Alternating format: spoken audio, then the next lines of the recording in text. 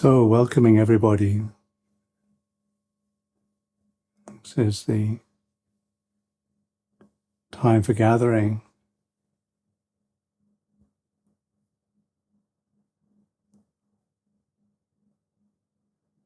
Gathering across time and space.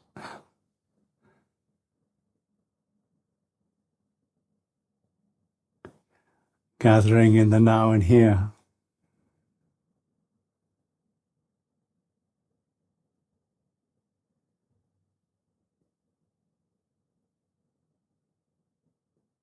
Gathering and collecting and calming this energy.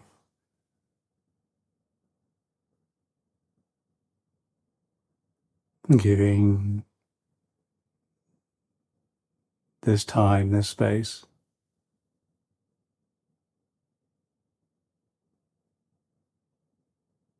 this stillness.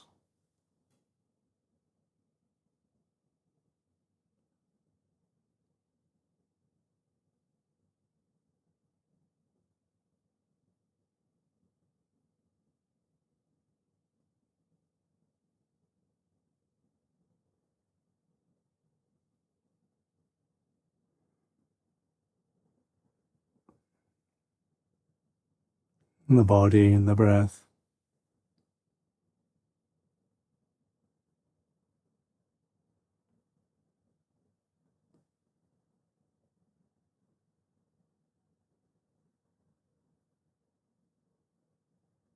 In this experience.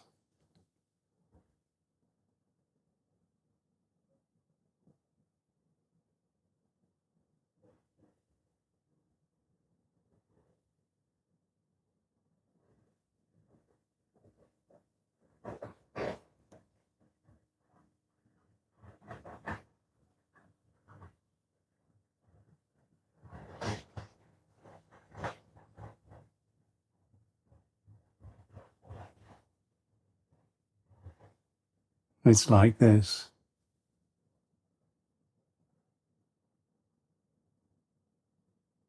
The silence and the sound. The space and the time and the stillness.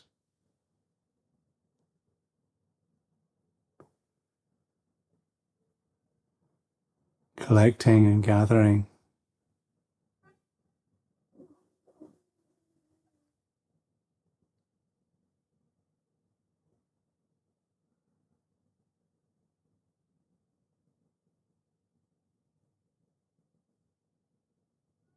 Clearing away, putting down.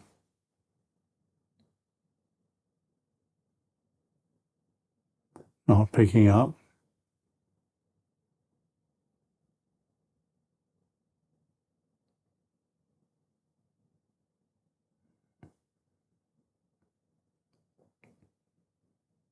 A practicing of sensitivity and receiving experience.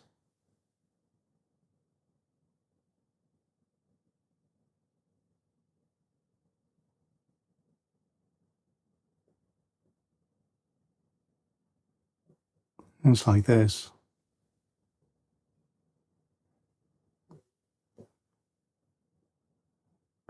And responding from generosity, sufficiency, a willingness to bear.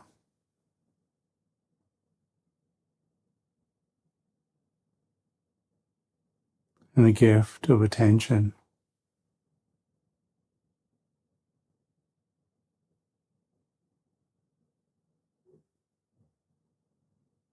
A knowing before evaluation.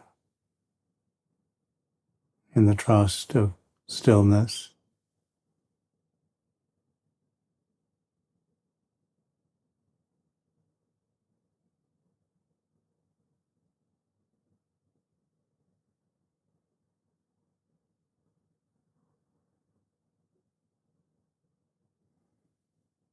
There's a trusting in this, settling in this body, in this weight, this connection with the earth, with the whole of this being.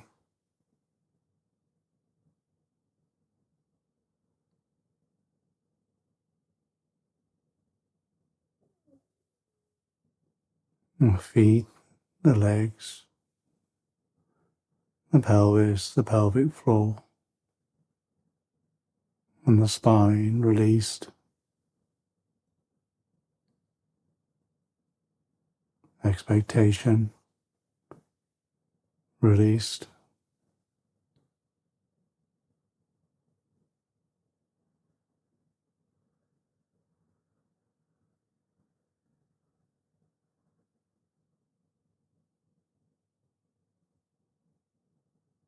The giving and trusting.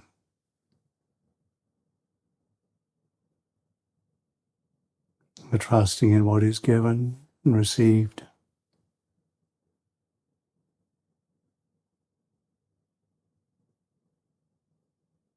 The trusting in the response of the attention given.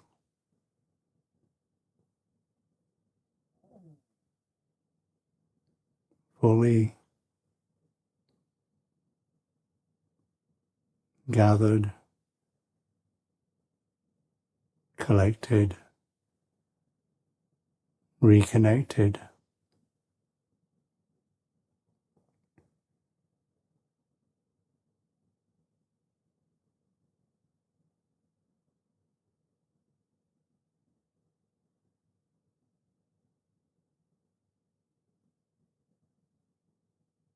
Suggested.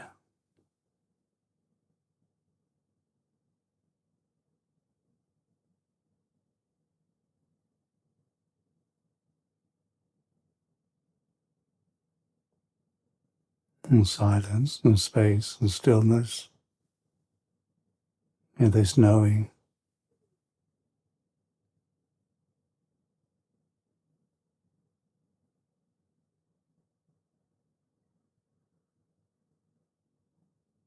This here, this now. This place, this time.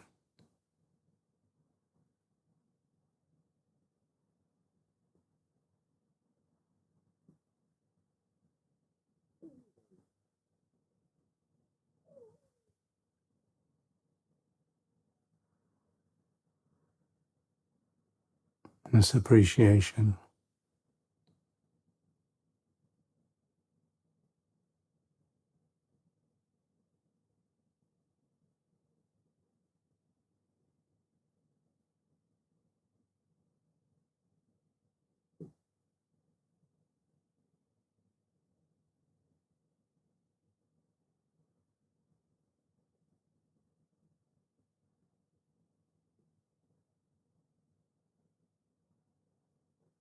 Wherever and however this is experienced, this experience.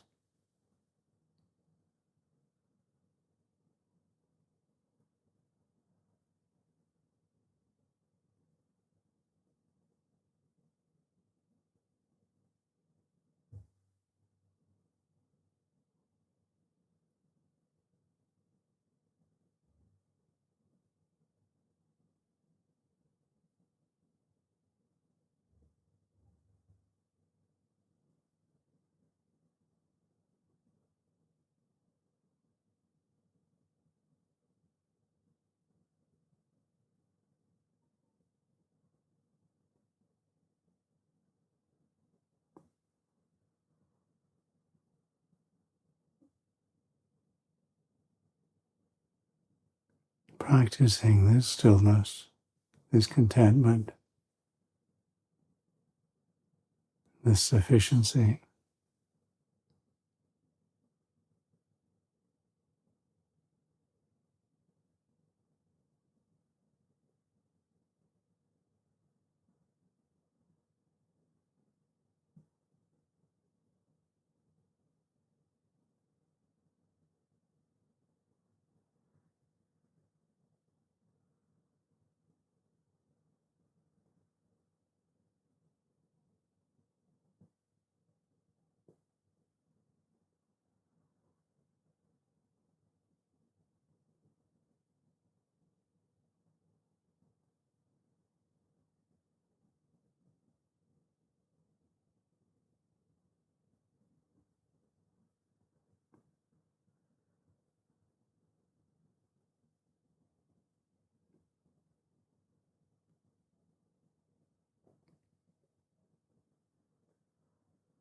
the whole of the breath, the whole of the body, the whole of experience, and gathered, energetically received, given,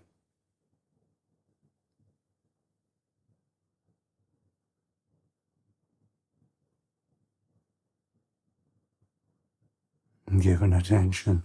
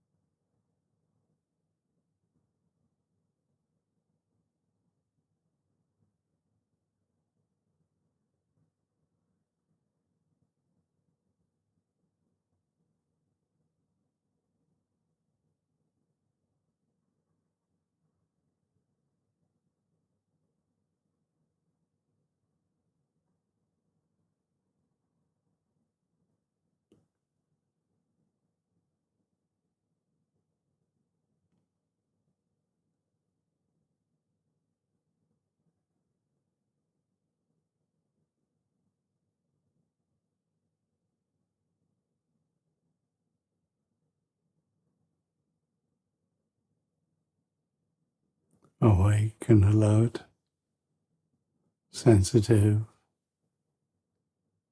open,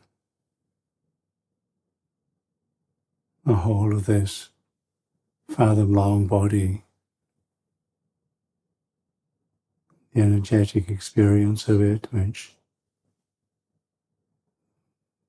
allows the question, is the mind in the body or the body in the mind, to remain unanswered.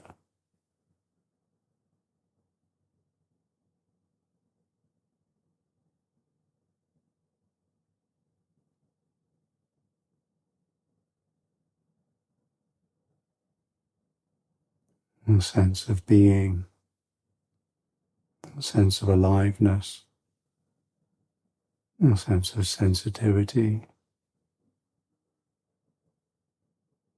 a sense of knowing, known, giving life to life,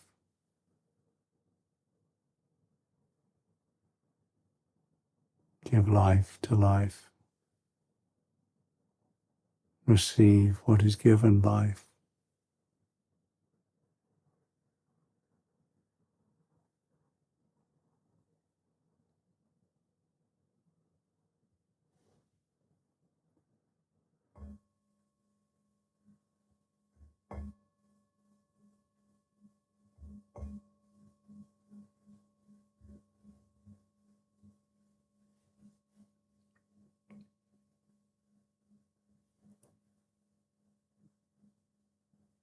Namo tassa bhagavato arahato samma sambuddhassa. Namo tassa bhagavato arahato samma sambuddhassa. Namo tassa bhagavato arahato samma sambuddhassa. Buddhang dhammang sanghang namasami.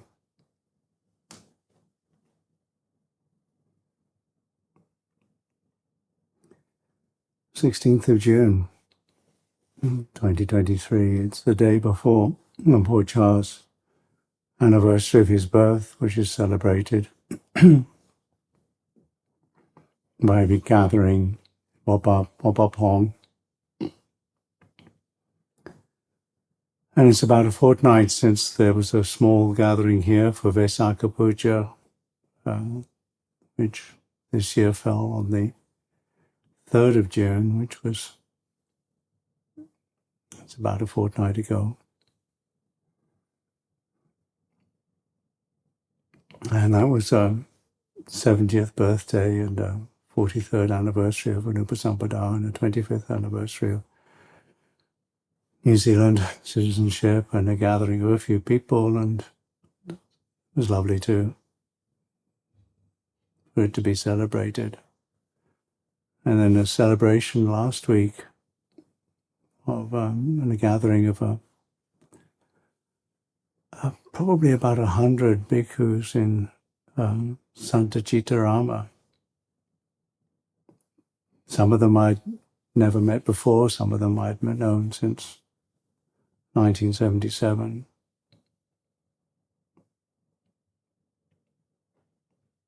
So a good gathering. The gathering in Italy was to inaugurate or to establish a sima, a territory, a place where formal decisions of the community can be taken, formal decisions of a community. It's carefully marked out and carefully decided. This is who, the people who can join, and these are the people outside of this can't join in. It's like setting up a constituency, an area where you decide a boundary or a territory. You decide who's in and who's out. It's done in a way of clarity, so that there can be less confusion in the future. And this is a way of talking about compassion, which is making ways so that there can be less confusion in the now and in the future. Less confusion leads to less sense of inadequacy and sense of wanting something more, and a less sense of being overwhelmed and wanting to push away, less greed and less hatred through less confusion. And the establishing of a territory is a way of doing that. One of the talks that were given, and there were many talks given, and there were many conversations and many greetings and expressions of kindness and community, was about using compassion as a tool for wisdom. And this I found interesting. And the whole way that I tend to talk about compassion is much more structured, making a space or a structure whereby beings can suffer less now and in the future. Whereas a way of, and it requires wisdom, but using compassion to develop wisdom. And this is something that I've thought about, heard about. And this compassion, in this sense, is recognizing that there are other beings. Hey, we're not alone. and this sense of not being alone is, how do we feel about this sense of not being alone? Do we feel threatened by it, or do we feel in some way overwhelmed by it, or do we feel inadequate in relationship to it? But when we recognize that the other beings, they have the same sort of experience of life as we do. They don't wish to be hurt. No, they don't wish to feel threatened themselves. If other beings don't wish to feel threatened, then it's just as we don't wish to feel threatened. Then as a way of developing compassion. From that recognition, that is compassion, feeling the same with another life or with a connection. And then recognizing that, we feel that, well, just as they don't wish to be harmed and in some way damaged, I don't wish to be harmed. So it's wise for me not to wish to damage them or to harm them. So as a way of using compassion to give yourself the structure of deciding I'm not going to harm other creatures as a basic practice. And similarly, the same way as I feel about my possessions and how worried I get if my possessions are lost or stolen or in some way damaged. Similarly, the idea is that other beings feel the same way about what they feel is theirs, however big or small that might be. Other beings feel the same way. And so with compassion, one can develop the sense of not wishing to steal, not wishing to take that which is not given, because if you do, then you're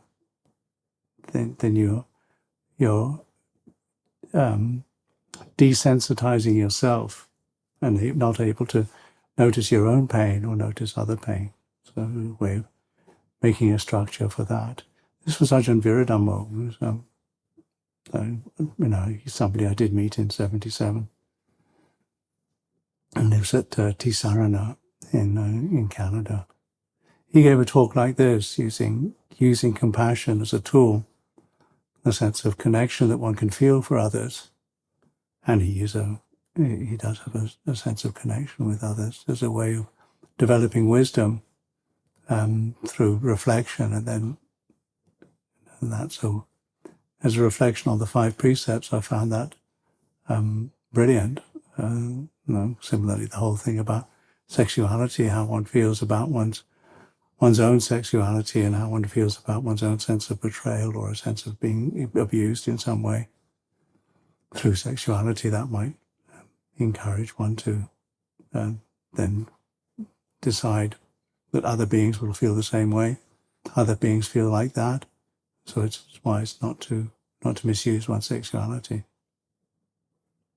And so it goes on for similarly the clarity of communication in speech, and that would be something that could be, again, what one values is that. And so a determination oneself in recognizing that other people also value that clarity and kindness in communication, and certainly not being deceived in the communication, and that would encourage one to keep the precept about speech. And then similarly, one enjoys and appreciates, I enjoy and appreciate intelligent and undiluted conversation and undiluted connection with people, and similarly other people probably do as well, and that way an encouragement not to indulge in intoxicants. And again, in recognizing that when one receives the gift of somebody that one can trust, I feel very safe in that. And then similarly to give that back, and recognizing that the 5 precepts is one of the greatest gifts that one can give society and the people one meets, a sense of knowing that one wishes to train using the 5 precepts. Ajahn Vajiro spoke a little more eloquently, but I use that as an example of something that was happening at this gathering of community. And community is what Ajahn Chah, it's a good reflection on his birthday, to reflect upon community. And it's his birthday tomorrow, because Ajahn Chah was the supreme teacher that I know of in Thailand in contemporary times, that managed to get community together. That the group of disciples that are associated with Ajahn Chah is probably bigger than most others. The way that we do try to work together, the way that we do try to meet together and gather together and respect and honor decisions together is probably greater than other informal or not legally binding groups of monastics.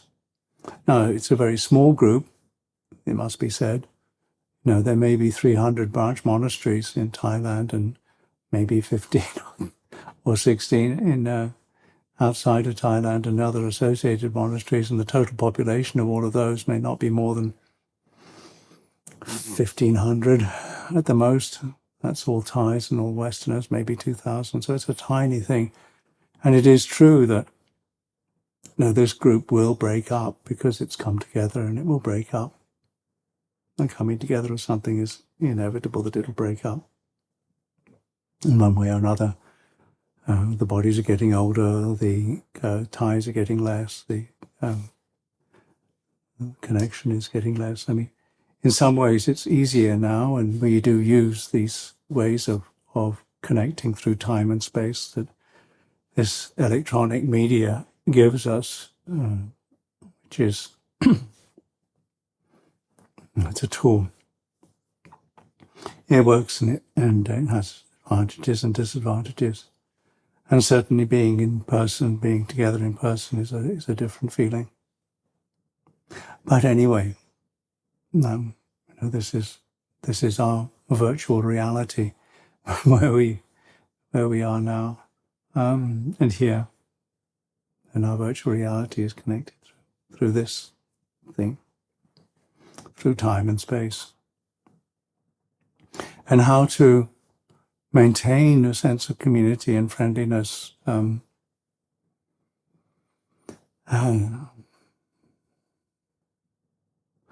as a group of 6 Dhammas that Ajahn Amaro talked about after his talk about what the whole thing was about, Saranya Dhammas. And these are things, reflections, or ways of classifying for the sake of convenience that keep a community together or help a sense of friendliness in community. And the basic one is a sense of not dwelling in hatred. Not dwelling in hatred. This intentional not dwelling in hatred, which is what metta bhavana is about. Metta cultivation is about. Sense of kindliness. Both, and this is interesting because it's threefold. In these, there are 6 things, but 3 of them are related to this metta business. And it's interesting because, when we do meet as a group of 100 or so monks, there's 100 or so people. If you think of the 100 or so people you may know, or even people you do know well, there are times when, this thing is irritating, and maybe you don't get along with people, or maybe you have memories of how they were or how they have been. We have carryovers of how, or you maybe just see somebody for the first time, and your immediate impression is, or you remember something that irritated you about them because you've met them before, and this is associated with an image, or maybe something they're doing now is irritating you, or something like that. And then to not dwell in that sense of hatred is a sense of metta. And then when we're thinking about beings, not thinking in ways that actually support a sense of pushing away or rejection. This is a way of improving and living in harmony with beings. And when you recognize this as something, then the people that you meet on the street, the people that how do you meet them internally, and then what does it do when you meet them internally? And then so because you recognize also that the person who most needs your metta, most requires and most deserves your kindness and lack of rejection, is this one that you dwell with 24 hours a day. And that's from the scriptures, and that's the truth that you can feel for yourself, that when you reject this, you do yourself damage and you do others damage. It's the kindest thing you can do, is to be kind to yourself. Thinking about yourself in a kindly way, speaking about yourself in a kindly way, and acting in kindly ways to yourself, in ways that don't dwell in aversion, don't reject, don't do the whole business of rejection. This is something that you can practice, so that you can be with things and know things for what they are. And you've got those are the three things, and then the other ones are ones of sharing. And with it is quite pleasant being around 99 other bhikkhus, or however many there were at that time, because there is a sense of trust and sharing, of whatever the sense of what's yours is mine, what's mine is yours. So there's a sense of openness in that, and trust, so that you do feel that although, yes, what's mine is yours and what's yours is mine, there won't be a sense of stealing or hoarding or giving away. There's a sense of generosity in that space together, which is very pleasant. It does promote a sense of harmony and community. And so, in doing this, and in practicing like this, as a saraniya Dhamma, it's something that we can work within our lives. And going on from there, of course, the other great thing about living in monasteries a lot of the time is that you don't feel that you need to shut things away or hide things away or lock things away. And there's advantages and disadvantages in this, and we do need to be careful that we don't just provide spaces where anybody can just come in and take what they want. But in general, when we put something in a space or leave something around a monastery, there's a sense of trust that it's going to be okay. Yeah, we have had things stolen from monasteries, but usually it's not monks that are, or trainees that are doing it. It's too difficult to hide. But it's also, it just doesn't work like that. And that sense of trust is something that's really pleasant to work with. And then the final thing is that probably the most important, which comes down to this thing, the way that we start all this practice a lot. It's very simple. Namo tassa bhagavato arahato samma sambuddhassa. This sense of homage to the blessed, noble, perfectly enlightened one. This sense of holding that up as our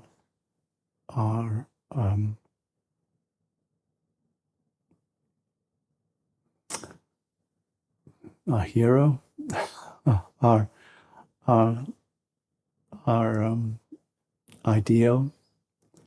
Maybe we don't know whether Siddhartha Gautama actually existed or not, but certainly there's enough in some way, somewhere along the way, that's been put together by some people who have actually held that possibility of awakening to this human state, awakening within this human state, and realizing that there's a way beyond. There is that which is beyond. That we are brothers and sisters in old age, sickness, and death. But there is that which is unborn, unoriginated, uncreated, and unformed. There is the beyond. There is a way to reach it. There is a practice of turning the attention inwards, knowing what's happening inwards, and then resting in that and not generating further causes by wanting to manipulate, change, be upset by what's going on outside. And this is, we find a refuge in this knowing. And it was really helpful to be around many, many beings that were not going to get caught by irritation and pettiness, and were just there with a sense of, hey, this is an easy way of relating to each other. We know where we stand. We just do what we're told. With the 100 people just really quietly going about their business with a sense of kindness. It was worthwhile as an exercise, and worthwhile as a gathering. How often it will happen again? Don't know. Probably not again in Europe for many years. It's a one-off, but it was a gathering of beings that who hold the sense of the Buddha and that homage. And on a day like today, the day before Luang Por Chah's birthday, and a recognition of that as for the people who were gathered there last week, and for us now, it was Luang Por Chah's teaching, example, life, his disciples, the lay disciples who supported him, the monastic disciples who trained following, the lay disciples who trained following, who have supported. And a sense of connection and gratitude can be recognized, a sense of friendliness. And there's all sorts of ways we could live, but these are a group of people who have chosen to live like this. And it's not many who want to do it, who can do it, who have the opportunity to do it. But the common thing is this Namo Tassa Bhagavato Arahato Samma Sambuddhassa, and the bowing to the Buddha as the example, as the supreme example of that which has gone beyond. The Buddha is, born human, but went beyond birth, beyond death. Because that was his really interest, because the question that we all ask ourselves is, why was I born? Why will I die? You know, we'll die because we're born. So we have to recognize what is it that is unborn, unoriginated, uncreated, and unformed, and how to practice so that is realized through this life. So the sense of not going forward, not going backwards, not increasing, not decreasing, not standing still. And with the patience to be with this moment, this here, this now, this silence, and the practice of being enlightened. It's not a getting or gaining. It's not a getting rid of.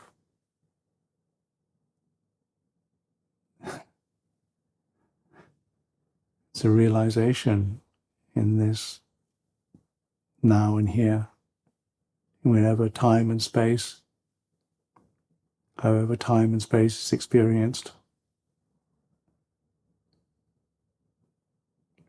What is it that's beyond time and space, beyond thought,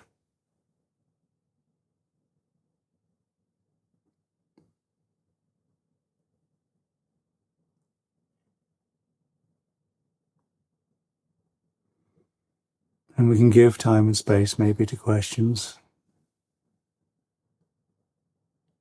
and the space around questions, and the possibilities. So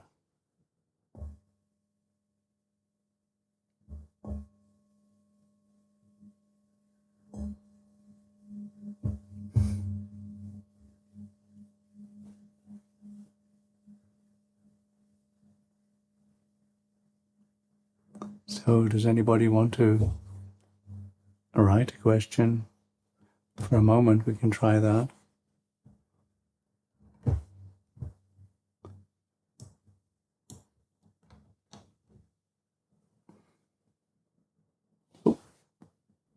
Thank you. Somebody prepared 5 questions. Suzui.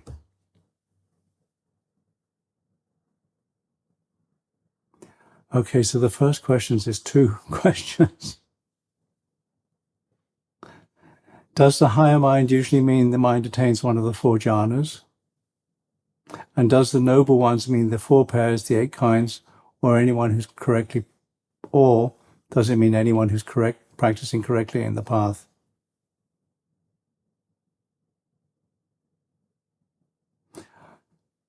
Possibly the 4 Uttrimana Dhammas. Maybe any one of the 8 jhanas.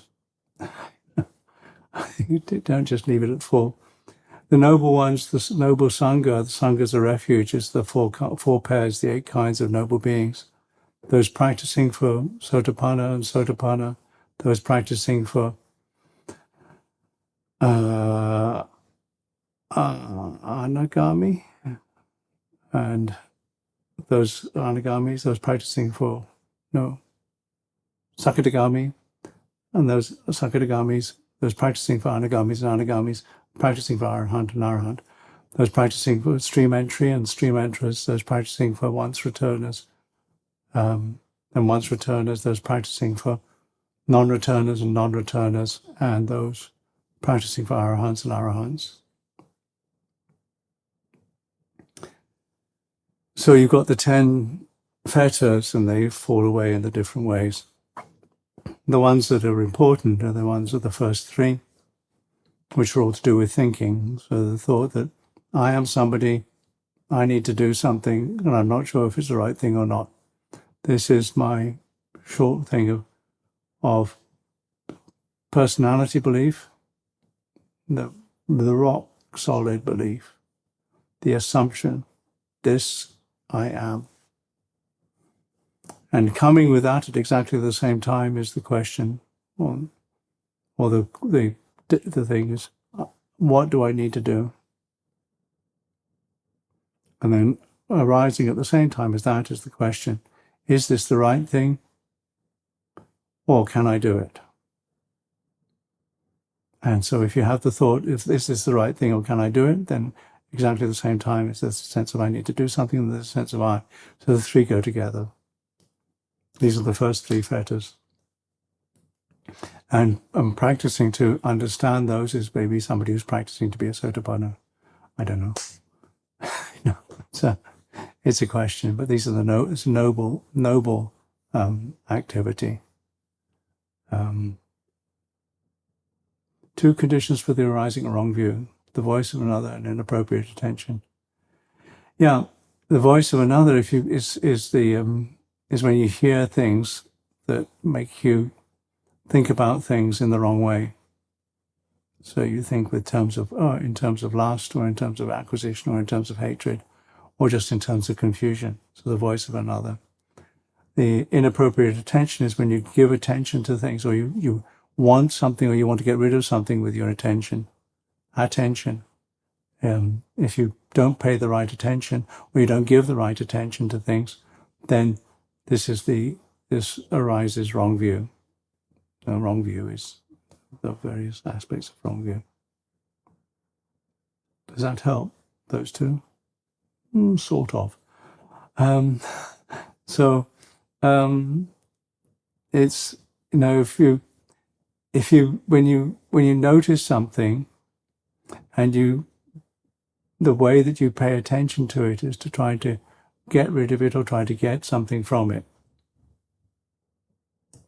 then that will lead into the sense of, I am somebody, I need to do something, and I don't know whether I can do it or not. So it'll lead down that path. But, if you know that you're doing that, then you've got a perspective on it, and you can let it go, so you can still use that as a tool. But if you dwell on things in a way that will just keep turning things over in your mind a lot, that are to do with being a person, getting something out of things, and that's where you dwell, and that will certainly support wrong view in the long run. It's not helpful. And so hearing, the rising of right view is hearing something and appropriate attention. Yoni soma nasikara. Inappropriate attention is yoni soma nasikara, not going back to the root of things and not figuring out how to use things properly. And in terms of views, in terms of ditthi or assumptions, the views are the basic tools or the bedrock of one's existence. And if you get those wrong, then the rest doesn't work well. So that's why sammaditthi is the first step on the Dharma path. There must be some way out of here. If I do good and wholesome things, there will be good and wholesome results. Basic right view is really important. But however, we encounter people whose lies and acts unskillfully. Sometimes aversions arise. In some cases, some Mahayana teachers usually tend to blame us, commenting, we're not practicing enough.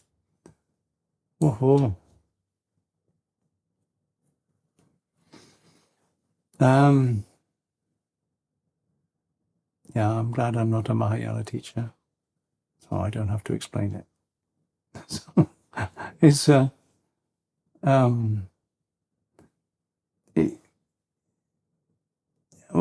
aversions arise, they don't have to be acted upon.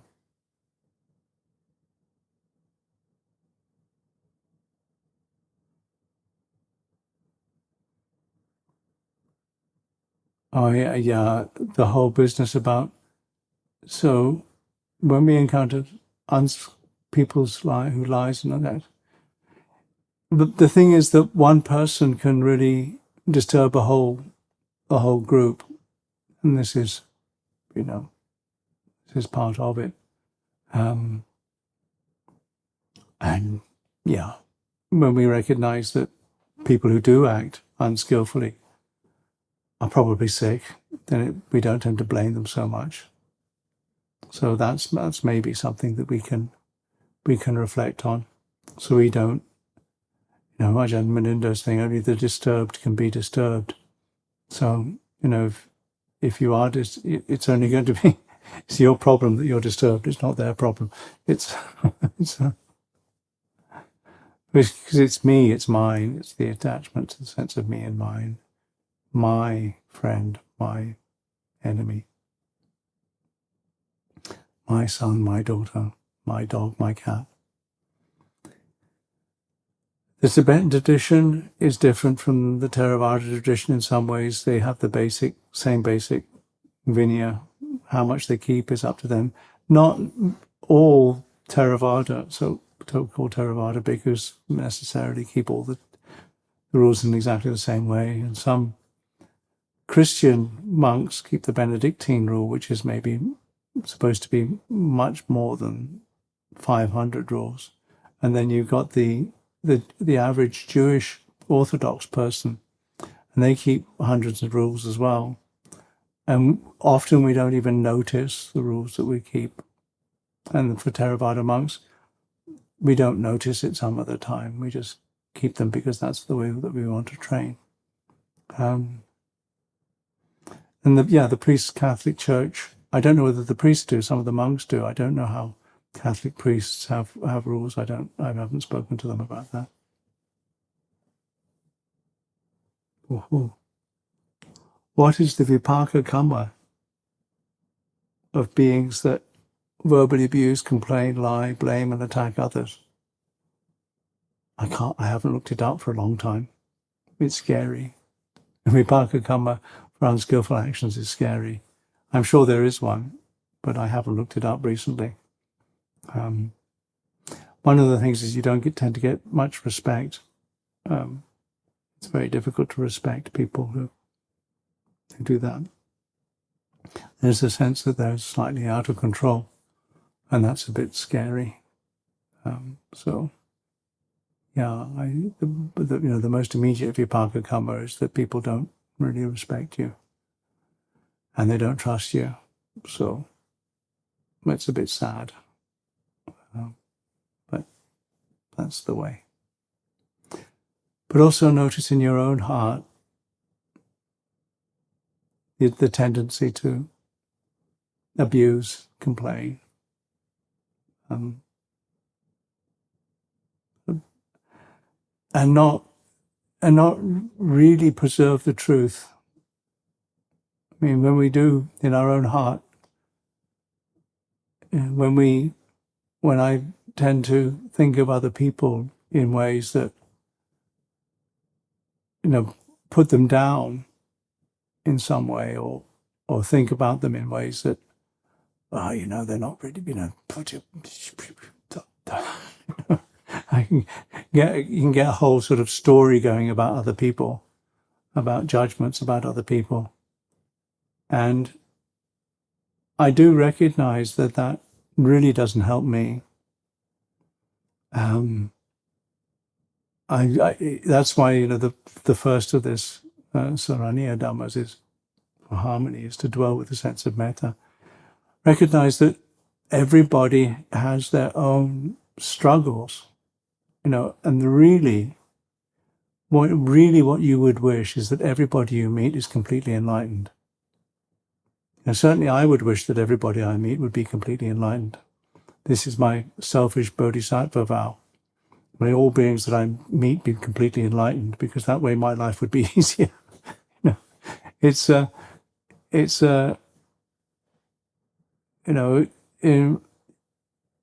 would just make life easier.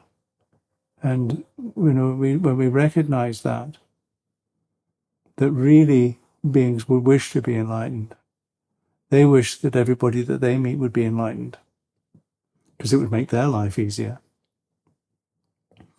So, there is that within people, but then not to blame ourselves for how we feel about other people, because that's not being enlightened either. I shouldn't have these thoughts about these other people. Is again just beating ourselves up and not having a sense of kindness for ourselves. This is the way that the sickness is. It's just the part of life, and we can bear it. This is a crazy world. but were brothers and sisters in old age, sickness and death. In Sophia, what was chanted in the end of the meditation was just Namo Tassa Bhagavato Arahato Samma Sambuddhassa. Homenagem ao excelso nobre e perfectamente iluminado. Homage to the noble and perfectly enlightened one. It's a very, very, very common Buddhist chant. And it's a good way to end this recording.